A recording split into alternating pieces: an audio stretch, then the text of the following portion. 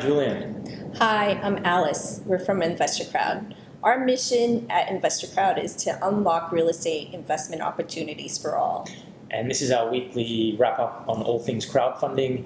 We talk about companies, deals, projects, and regulations with a global perspective and a big focus on Asia. So this week, why don't we start off by talking about the positive social impact that crowdfunding can have? Let's do that.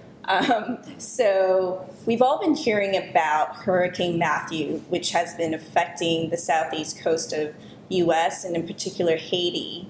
And Crowdrise, which is a charity-based platform backed by some notable celebrities, including Edward Norton, recently announced a partnership with the Center for Disaster Philanthropy, the CDP.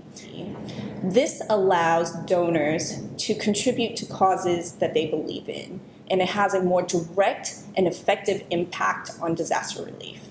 Yeah, that's really interesting. And we saw the same thing happening in the Philippines last year when the typhoon and the hurricanes came in. All communications were down, so people were crowdsourcing the actual disaster relief by taking photos of the areas and sending them back to the government agencies and the aid organizations, so they were getting real-time responses for what would previously be several weeks or months to actually work out who was in trouble and what was going on. So some pretty interesting stories. Yeah, and so that's just one example of the positive social impact that crowdfunding can have. Now, let's move on to the investment side. That's why we're here, yes. We've talked about this, and I thought it would be a good idea to answer questions from our investors after watching some of our videos. One question that we had from a viewer was, how do platforms guarantee that they don't lose the investors' money?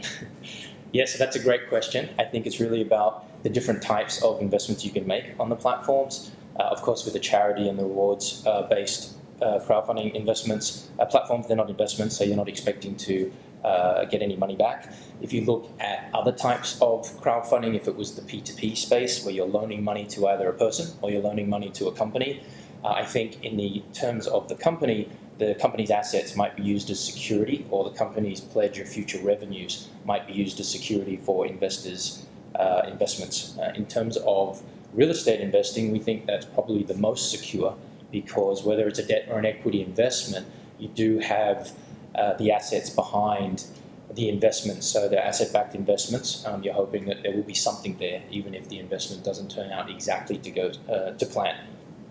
So to summarize, basically no investment can be guaranteed, but you can reduce your risk exposure. I would say that's probably the best way to look at it. And that wraps it up for us this week. If you're interested in real estate investing, please sign up at www.investacrowd.com. Thanks for watching.